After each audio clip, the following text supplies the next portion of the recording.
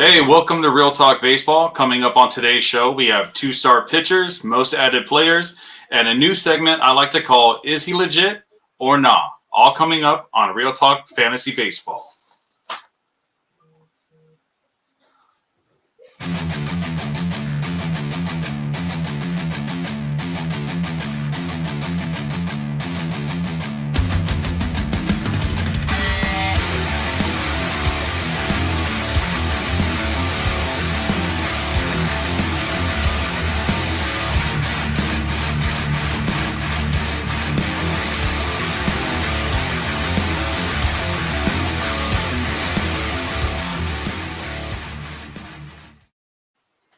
All right, welcome everybody. What's up, dude? What's up, Hobby?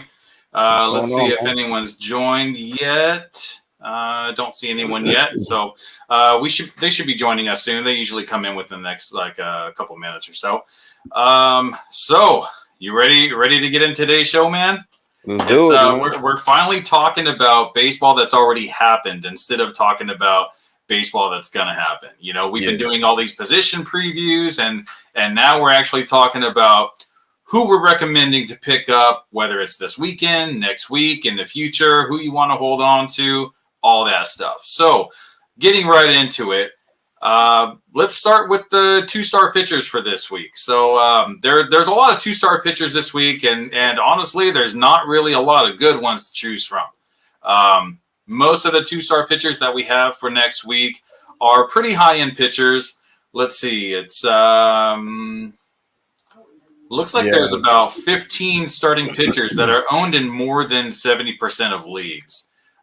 So if you want to go ahead and give us your recommendation for next week, your two-star pitcher that's owned in less than 70% of fantasy baseball leagues.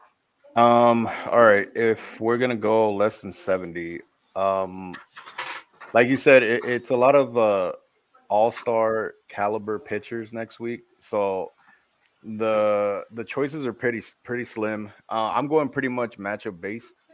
The one that sticks out for me is Jose Suarez from the Angels. He's got I forgot who. Damn, I didn't look that up. I forgot who they play, but I think he's got a pretty weak. He's playing two of the weaker teams. I think the Nationals. So I see he's versus the Nationals and at the Red Sox. Yeah, and then so. You know, both of those teams are more like in a rebuilding kind of stage.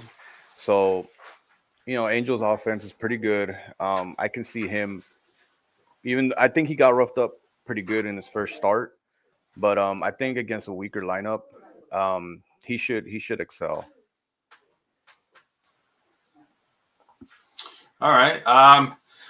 Yeah, I kind of like that. We've seen some interesting things from Jose Suarez the last couple seasons. I remember I've picked him up as a streamer, you know, in previous seasons before, and honestly, I can't tell you if it worked out for me or not because I really don't. I don't remember. You know, I don't really remember because there's so many different players that we're picking up on a weekly basis. In our league, we have 7 acquisitions that we can do each week. Right. And in most leagues, you know, you have somewhat of a limit. So you do have to be pretty selective about who you're picking up.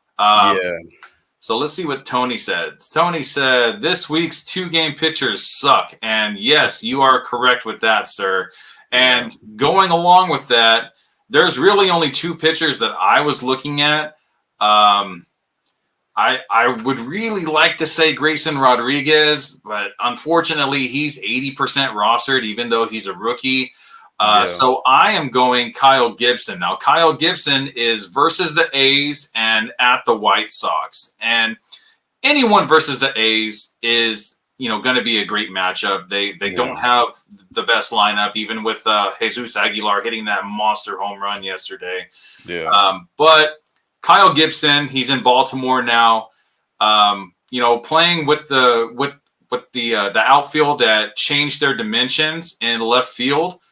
There's going to be less home runs than we're used to seeing in Baltimore. It used to be known as a pretty big righty home run ballpark, but I feel like now, since they moved the fence back a little bit, it's going to be a little bit easier for pitchers to be able to stay under that threshold of letting too many home runs out. And then where did I see him at the White Sox? So the White Sox haven't been doing too great. Right now they have 2 losses and 3 wins. So in the mix of all this, of all the bad options, I feel like Kyle Gibson is one of the good ones.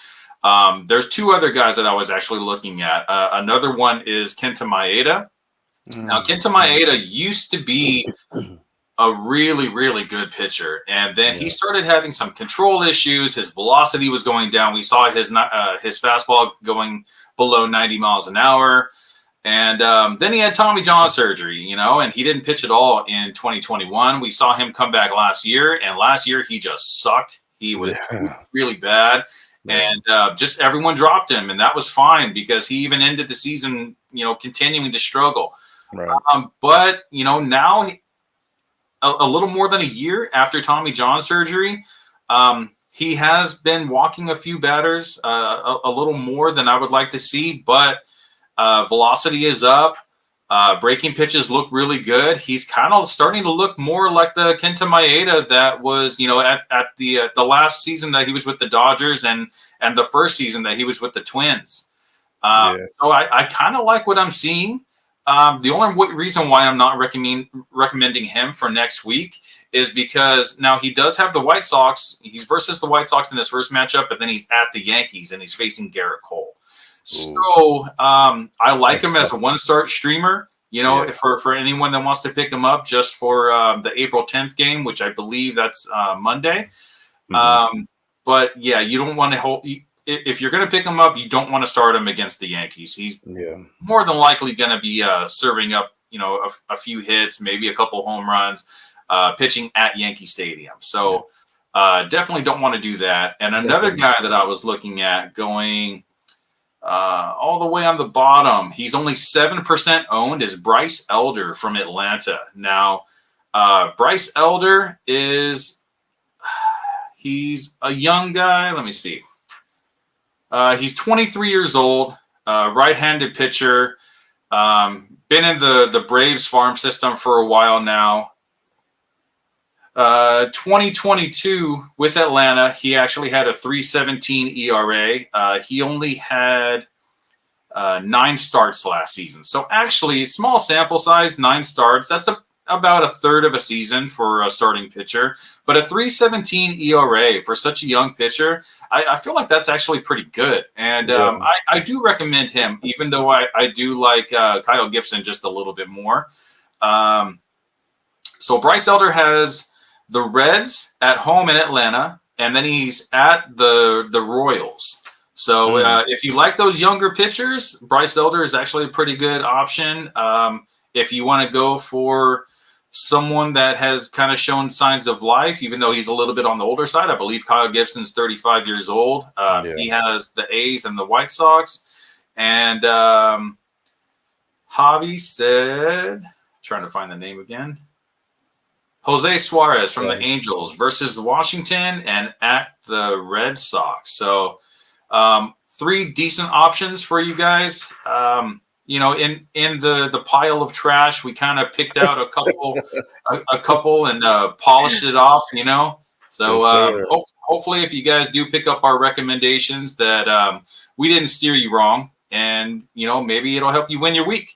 All right, going into our next topic, the most added players. Now, this one is it's a little weird for me to see Kyle Freeland at the top of the most added pitchers for the end of week 1. Pitcher in Colorado, he's going to pitch half of his games in Colorado. The Coors Field effect, it's not so bad right now with the cold weather. Once the weather starts warming up, the air is going to get super, super thin, and we're just going to see even more home runs than what we've been seeing. Like the home runs galore lately, man. I think they said that like after the first weekend of baseball, there were 3 times as many home runs that there was last season. And That's I'm actually crazy. hearing some speculations from other analysts out there that they might even be using a juiced ball again. I heard Now, something about that. I don't really know how much truth there is to that because I'm looking at exit velocities and on average, most hitters are hitting the ball around 88, 89 miles an hour average exit velocity, but that's actually gone up too. So these hitters are hitting the ball even harder than they were in previous seasons. Most hitters are ranging around like 91, 92, which, 2 mile an hour difference, exit velocity is actually a pretty significant difference. Yeah. And launch angles are a little bit up as well. So I don't know what's in the water at these stadiums, but the players must be drinking that good shit, Yeah, that good. So Kyle Freeland. I mean, Hobby, what can you say about Kyle Freeland that I haven't? I always felt like he was more of a matchup based pitcher than anything. He's not gonna get you strikeouts. He's won his first 2 games, and I think his first game he had like 1 strikeout, and then yesterday I believe he had like 4 or 5. But like I've always seen him as more of a pickup option, not somebody that you want as part of your everyday lineup. You know what I mean? Um, but the one that kind of surprised me, it was that first game against the Padres. Um, I mean, you seen the Padres lineup. Yeah, It's stacked, bro. Like they're stacked from the top to the middle. yeah. So for him to pitch the way he did against a stacked lineup like that, I was like, wait, what? Well, Where did this come from? so one thing that I'll say is he kept the walks down to a minimum. He only walked one batter, and that is exceptional against a team like the Padres because, that's Slam Diego. A couple seasons ago, you walk a couple batters, they're going to make you pay for it. Yep. One thing that did help him a lot was they were in San Diego, and San Diego is known as a pitcher's ballpark. So that definitely helped him out a bit. He only allowed 3 hits in 6 innings pitched. Beginning of the season, I don't know if the Padres are just kind of not hitting so well. Only 3 hits off of a guy like this. So I was gonna say a lot of these teams that you would think would come out the gates like blazing hot, like the Phillies, they got a stacked lineup and they're not doing so great. And I think it's just, getting the cobwebs out, getting the rust out. I mean, I know they do, preseason stuff. But a lot of these teams are not really doing what we expect them to do. So like as far as Freeland goes, I would ride him out until he plays against a more legit team. I mean, I know I said the Padres like he kind of whooped on them, but like we were saying, start of the season, teams are getting situated, whatever. So they might, play better as they go. And I don't know. It was a weird pickup. Like I picked him up in our league, and I mean he's been great so far. So I'm gonna ride him out until I see some, till he plays somebody that's not gonna be good for him to play against. Well, he has the Cardinals coming up soon. So it is at Coors Field. So I would be a little weary about that one. I might not necessarily drop him, but I don't think I would start him in Coors Field against a good lineup like that. So that was the most added pitcher for week 1. Going on to the most added hitter. Now, this is the most ads I have ever seen for a hitter in the beginning of the season. He had 19,010 ads after week 1. This is freaking crazy. And that's Brian Anderson. Brian Anderson in Yahoo. I'm not sure about other sites. He's eligible at third base and outfield, plays in Milwaukee. Now, this is one of the reasons why I think that he's actually doing as good as he is. It's because he's not playing in Miami anymore. Miami's never really been known as a hitter's ballpark, especially because they play in a dome. Now in Milwaukee, Milwaukee's definitely known as a hitter's ballpark. So this could possibly be, one of the reasons why he's been doing so well. So he's a little bit on the older side. He's been in the league for a little while now. And honestly, I was like, Brian Anderson. Who the hell is Brian Anderson? Because I remember that there's so many guys with just like those typical names, Brian and Anderson, and he has both of them, Yeah. Yep. So I actually had to look this guy up. He's 29 years old. He's a big dude, 6'2", 215, plays on the Brewers. Been in the league since 2017. Right now, currently, his batting average is 500. His expected batting average is 356. So he's having a little bit of good luck. But still, if your expected batting average is 356, that's still pretty damn good. Yeah. OPS is at a 1621. What the hell? I didn't even it went that high. Right? Exactly. How do you do that? Yeah. All right. So far this season, he has 4 extra base hits in 23 plate appearances. That's not including if he's played yet already today. I'm not sure if he has or not. Last season, in 383 plate appearances with the Marlins, he only had 75 hits, 25 extra base hits. So the extra base hits, he has some decent pop. This season, he's actually hitting the ball on an average exit velocity of 93.3 miles an hour. Now, that's pretty damn hard to hit that ball on average at 93.9, 93.3 miles per hour. Now, it is a very small sample size, 23 plate appearances. But, I mean, to me, this could be a breakout, an older breakout, which we've seen in the past before. Now, is it likely? Probably not. It's probably just a hot streak. But he's hitting the ball 4 miles an hour harder than he has in the past. Right. And I'm looking at these pitchers that he's faced. Now, even though he's a right-handed bat, he hits right-handed pitchers way better than he hits left-handed pitchers. So against Marcus Stroman, right-handed pitcher, Carlos Carrasco, right-handed pitcher, Max Scherzer, right-handed pitcher. There are some relievers that he faced. So real quick, against Carrasco has a 11.25 ERA. Max Scherzer has a 6.35 ERA. David Peterson has a 6 ERA.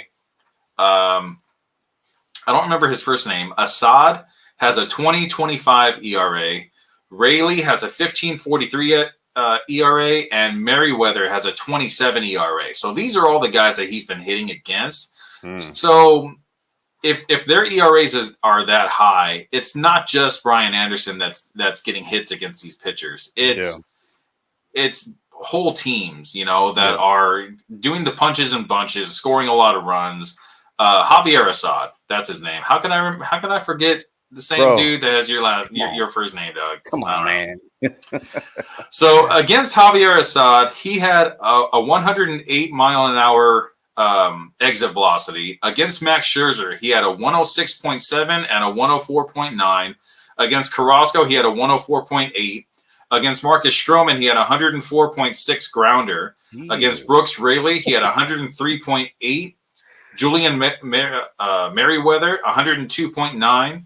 Justin Steele, a 97.2 mile an hour grounder. David Peterson, a 94.1 pop fly. So he's hitting the ball pretty freaking hard against some decent pitchers. Max Scherzer the other day, he really didn't have it. He got beat up by the Brewers. I think that's just what we're going to see from Max Scherzer from time to time, just because of age and the weather right now. Wear and tear, bro. Wear and tear on a 38-year-old arm that's been in the league for like 12 seasons. Something like that. Yeah, that's a long time, dude. That's a lot of pitches on that arm. That's never required like any type of surgery.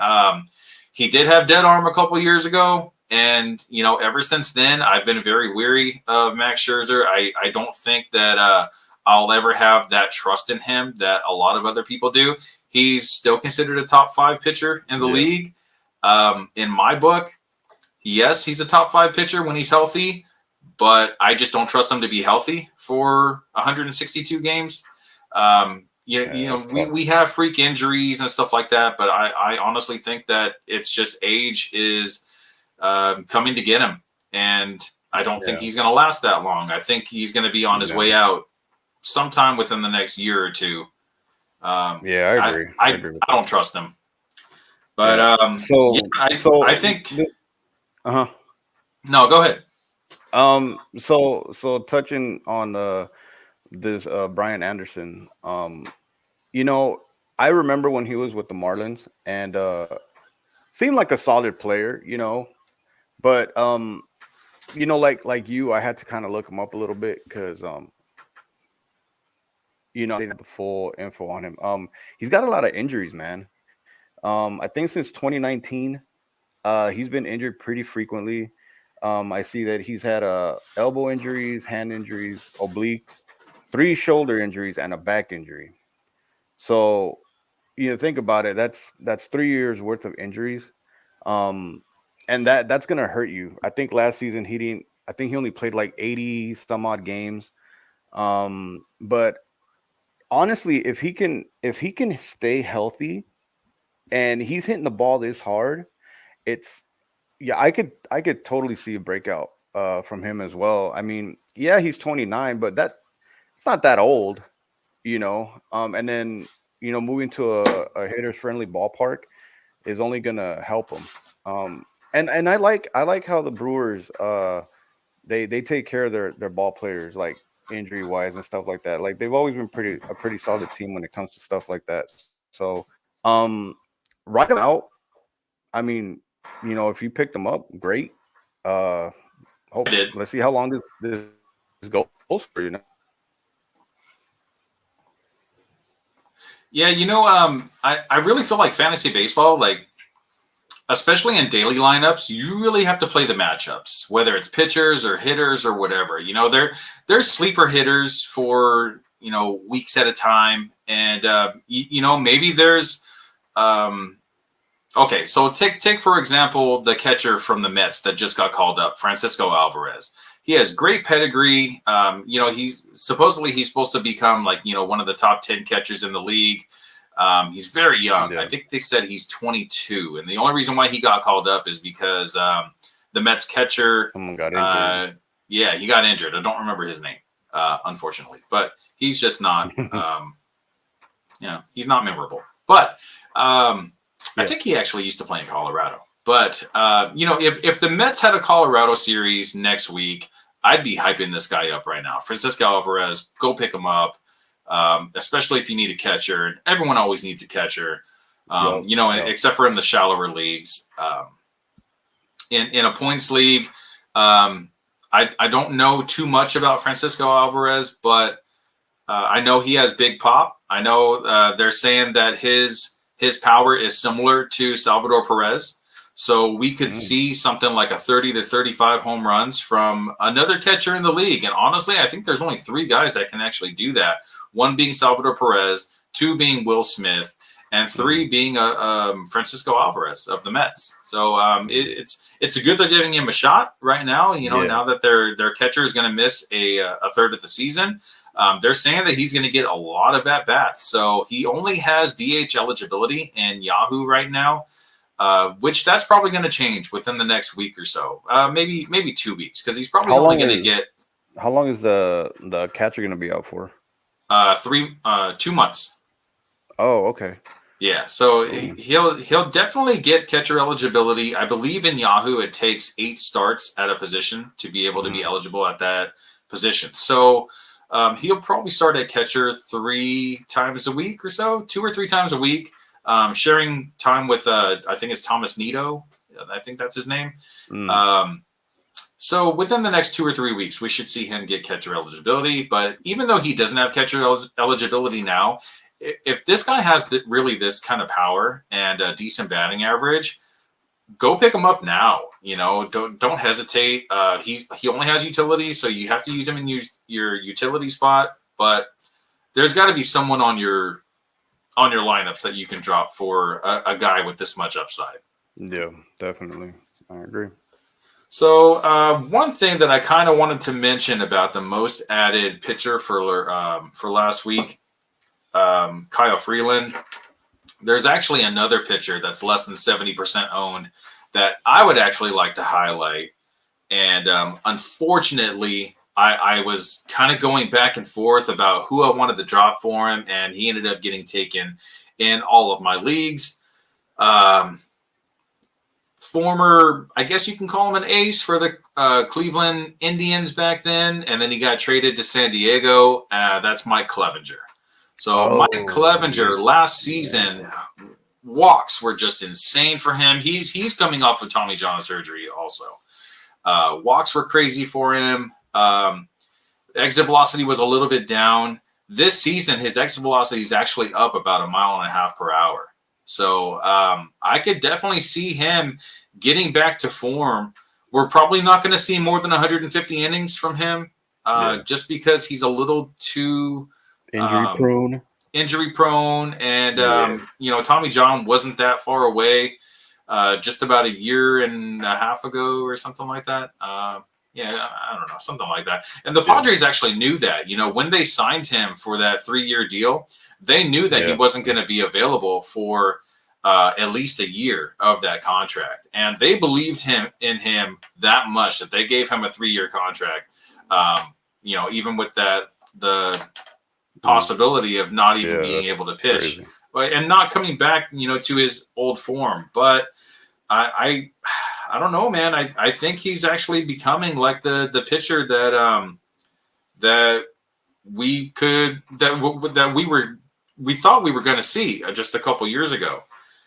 So he had a 4.33 ERA in 2022 with a career low 18.8 K percentage, which is actually still pretty good. 18.8 K percentage in 2023. Honestly, I think it could be a huge comeback year for Clevinger if he can find the strike zone more often. He just faced the Astros and he allowed 3 hits, which is not bad, but he walked 3. So he got to keep the walks down to a minimum. I feel like he's still just a little bit wild, needs to work on those mechanics a little bit more, get back to his old form. After a big surgery like that, it's hard to kind of just get back to your old routine. You want to compensate. You want to try not to get injured anymore. So in addition to walking 3 batters, he actually hit 2 batters as well. But he had 8 strikeouts in 5 innings pitched. So the strikeouts are still there, dude. Like I said, velocity is up on his fastball. Breaking pitches are actually moving now. This dude has such a weird delivery that he definitely gets batters kind of off of their comfort zone. So that setup, man, it's so crazy. It is. I tried to do that in my backyard when I'm just throwing with my kid, and I'm like, how the hell does he do that? It's so weird. For real. But whatever works for you. Like Nestor Cortez of the Yankees, he has a weird delivery too, which I don't think he's going to really be able to do anymore because of the pitch clock. The count. Yep. Yeah, but with Clevinger, what was that he got called out because he threw the ball too fast against a hitter. Oh yeah. And then he decided to take his sweet ass time the next time around, and I was like, "Oh my god, this guy!" I've seen this guy. There was one time when he pitched, and it was legit 5 seconds, from his windup till he actually threw the pitch. He lifted up his leg, kicked his leg 3 or 4 times. Johnny Cueto kind of does something like that also. Yep. So funny, but. Yeah, man, I think the biggest struggles for Clevinger are the walks. He's a little wild, as we saw with the 2-hit batsman against the Astros, and I'm fine with him hitting the Astros. Just don't do that if you're on my fantasy team. I'm actually thinking about this might be a buy candidate. I might actually try to trade for Mike Clevinger since I kind of waited a little bit too long. Dude, imagine that rotation if Clevinger can get back to Cleveland form. You got Cease, you got Giolito, Lance Lynn, which he's up there in age, but he's still pretty solid. And then you got Clevinger. That's 4 solid dudes right there, man. Yeah. And the offense is not bad if they can stay healthy. That's not bad, dude. So it's funny you actually mentioned Lance Lynn because Lance Lynn actually just had a clunker. Yeah. Going over. All right. So San Francisco Giants. He allowed 9 hits, 8 earned runs. He allowed 3 home runs, had 3 walks, and only 5 strikeouts in 4.1 innings. So the strikeouts are actually okay. He has more than a strikeout per inning, but 9 hits, 8 earned runs. Yeah, you got three home runs. Oh my God! Against the Giants, the Giants don't have a good lineup, dude. They won the division 2 years ago on a complete fluke, and they proved that the following year because they were just booty. Yep. Lance Lynn. What do you think about Lance Lynn? For fantasy managers that own Lance Lynn, is this guy a guy that you want to hold on to? You want to just trust him, or what do you think? I mean, we've seen glimpses of like the old Lance Lynn, and then recent. Well, I don't know how recent, but like his last game, I was kind of in shock because, like you said, the Giants don't really have a great lineup. So that kind of took me by surprise. He might be regressing, bro. Honestly, hold on to him only because if you're in like a deeper league, you might not have many options out there. Because he'll have his good games, but I mean, I don't know how long. I don't know how long you can hold on to him for if he's going to be having games like this. Yeah, especially against weak lineups like that. Yeah. So this season, his fastball has been coming about 92 miles an hour. It's 91.9 on average. Last season, it was at 93. So it's down a little bit more than 1 mile an hour. How old is he? He is 35, I believe. Mm-hmm. Yeah, he's 35. But he's a big-ass dude. He's 6'5", 270 pounds. So his body should be able to handle it. He's not like those lanky guys like Chris Sale that are just like very like frail, Yeah. But honestly, I think he just needs to get that velocity up on his fastball. Get back up to the 93. Yeah. I think that's going to be like the biggest thing for him, Let's see. His changeup was 85 miles an hour. The last year was 85.8, so that really didn't change much. Sinker was at 91. Last year was at 91. So everything else looks okay. I think they just they figured out how to hit the fastball off of him. That's actually where the 3 home runs came from. They came off of his fastball. So if he can get that velocity up, get that command back, I think that we can actually see a decent season from Lance Lynn. I believe last season he ended with like a 3.99 ERA, which is not the greatest in the world. But in the environment that we're watching right now, it just seems like offense is just up all across the board. Home runs, hits, stolen bases, like everything is just up right now. So, do I recommend Lance Lynn? I feel like for now, you just got to play the matchups. If he's going to be, playing like the Yankees, I probably wouldn't start him. But if he's playing, I don't know, the Marlins, why not? I'll go ahead and start him against weak lineups. Even though he did face a weak lineup in the Giants, I still got to trust him just a little bit more. I'd say you're going to have those days. You'll have those days. All starting pitchers have clunkers once in a while, even aces. So, I'll give him the benefit of the doubt just because of track record. Yeah. Let's see. 2022, he had a 3.99 ERA, but the season before he had a 2.69 ERA. So what happened in that time? He only had 21 starts in 2022. So there was definitely an injury in there. He only had 121 innings pitched. So maybe he's just not back to form yet. Give him a little bit time, and I think he will be. Yep. All right. So next segment that we wanted to talk about is he legit or nah? So I asked you, Javi, to give me one player to someone that started on a hot streak so far, and I'm going to ask you the question: is he legit or nah? So who's your player? So I've been very high on this guy ever since he came up. Really young. Wander Franco, right? This dude ever since he got brought up, he's been looked at as this 5 tool player. He's got it all. Young, he could, hit home runs, steal bases, the whole shebang.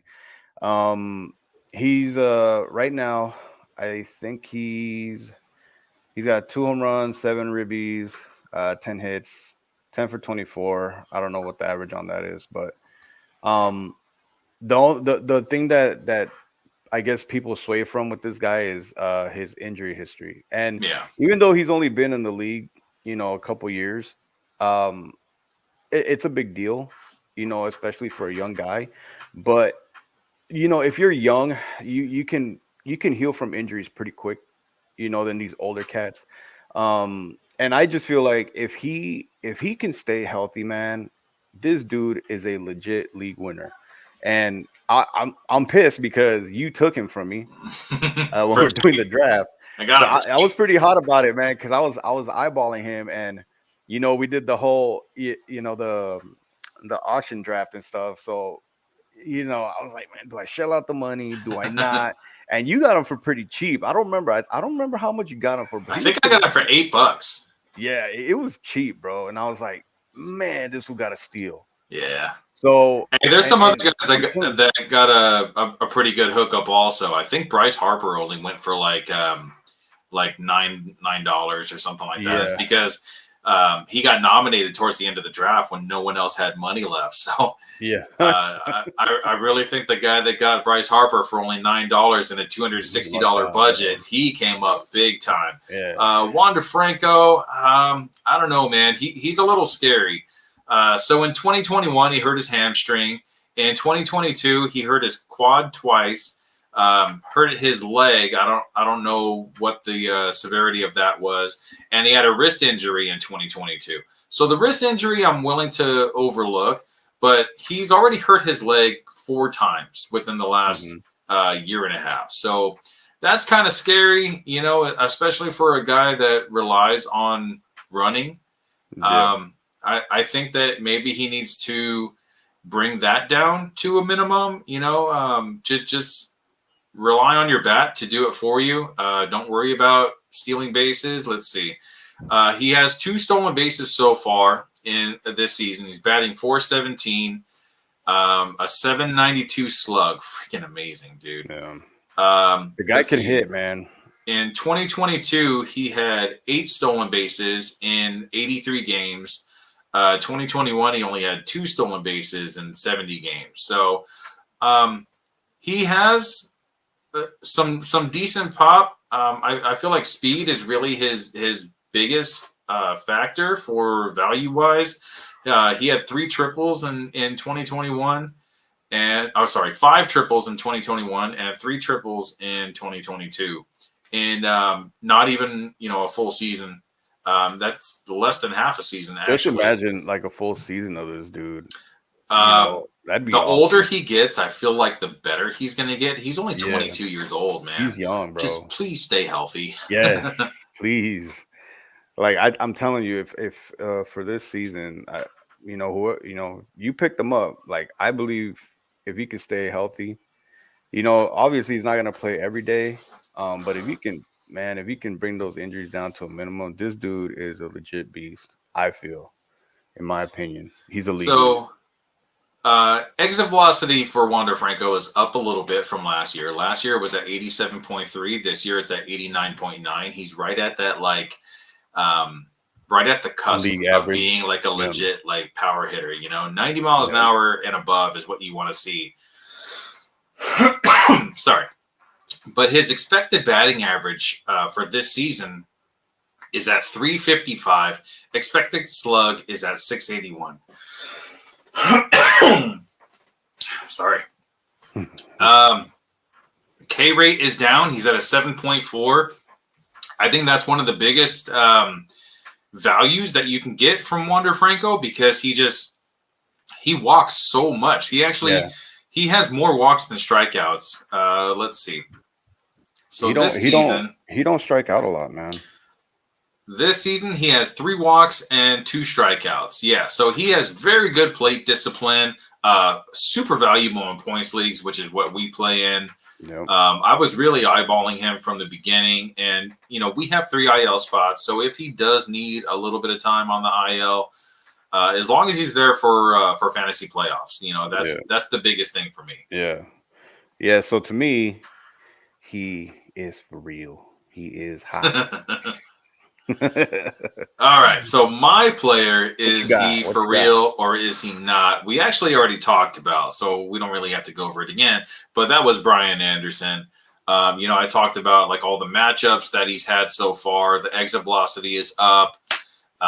Like you said, man, he just has to stay healthy. It's the 2 guys that are off onto a hot streak in the beginning of the season that just need to stay healthy. Now, your guy is 22, my guy is 29, and I actually have both of them actually in our league. So I guess I came up a little bit on that one. No. But yeah. I didn't know you had Anderson. Yeah, I do. I do, Shit. Sir. Oh crap. Actually, I don't know if I have him in our league or not. I have him in one of my leagues. I am actually going to look at that right now just to see. Yes, I do have him in our league. Oh, shit. Okay. So I have he's third base and outfield eligible, which is actually pretty huge because third base sucks this year and outfield sucks this year. So to get one player that's eligible at both, very good. Very good job, Will. Ride him till the wheels fall off, man. Yeah, exactly. Even if he does slow down a little bit, I think I'm still going to hold on to him just because I have some depth. I got a couple bench hitters. Usually in my points leagues, I don't like to have bench hitters. I just want my starting lineup, and I want to fill my bench with pitchers. But this season, I feel like because it's a keeper league now, it kind of changes my strategy a little bit because there are certain guys that I'm like, well, I might need him for next year, so I don't want to drop him. I'll figure out later on who I'm going to drop, but like I'm already looking at my team, and I'm like, I'm keeping that guy, keeping that guy, keeping that guy. We're doing 5 keepers, 5 MLB keepers, and 3 prospect keepers. So it's going to be interesting to see who everyone keeps, and I'm actually thinking about increasing our league size to 12 next season. There's a couple of guys that want to get in the league. Last season we had a couple of guys that were in the league that just didn't make any moves. So those are the guys that we didn't invite back for this season because I want the league to be a little bit more active. Right. But next season, since we're only keeping 5 each, I feel like there's a lot of players that are not going to be kept, that where teams actually just like overpaid like crazy amounts for just one player. I paid a lot of money for Mookie Betts, but I feel like Mookie Betts is actually worth it, and he's going to keep his second base eligibility next season because Dave Roberts keeps on putting him at second base this year.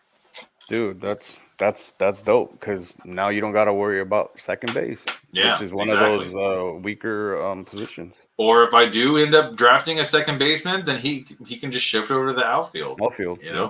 Yep. Yeah, so that's basically it for this episode of Real Talk Fantasy Baseball. Javi, did you want to say anything else? Nah, man, I'm just excited, dude, to be looking at all the analytics and all this shit, with baseball, and it's been a pretty exciting week and a half of baseball, and we still got 2 days left, for this first official week of baseball to be over. So I'm pumped, man. I'm pumped.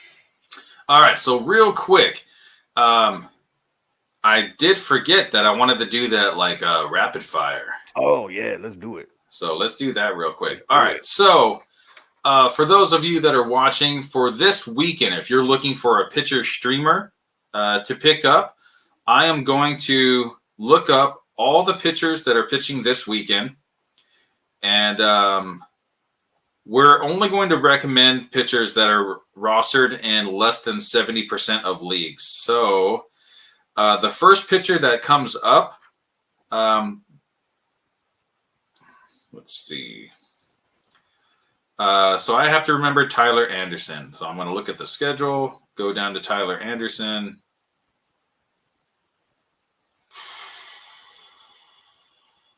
Where is this guy?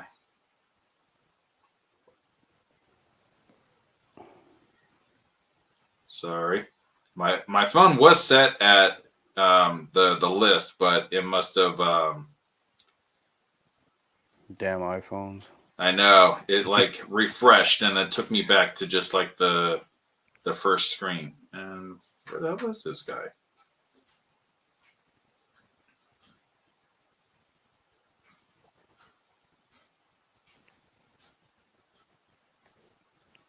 All right. What the hell did I do? I don't know, bro. Yeah, this dead air is killing me. All right. 70%. Let's see. All right. It goes. So Tyler Mahle, Clay Holmes, Tyler Anderson. All right. Remember that. Tyler Mahle, Clay Holmes.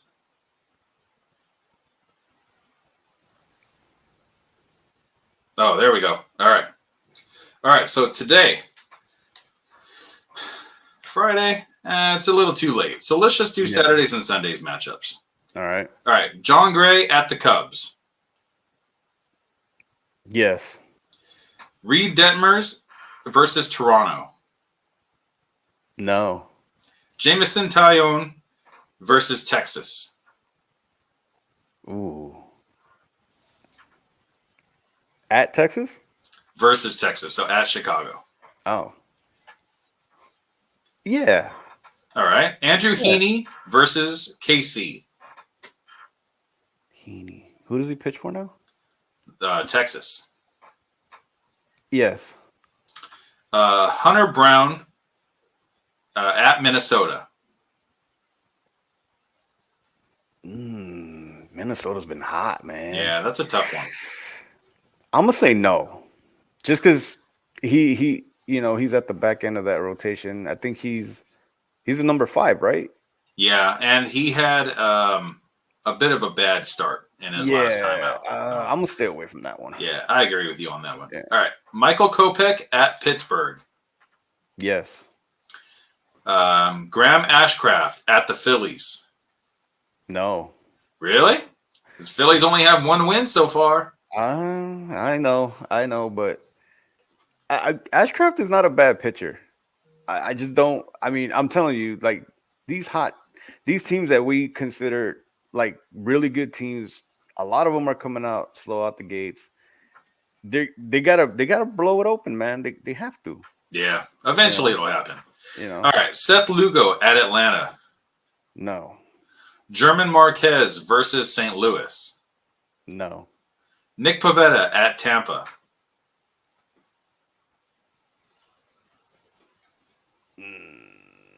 No.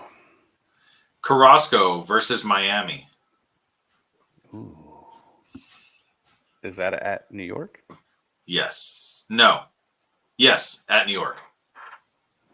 He's so up and down, dude.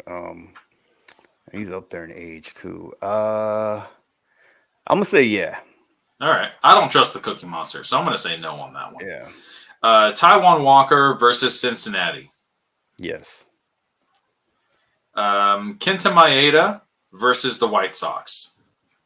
Yeah. Yusei Kikuchi at the Angels.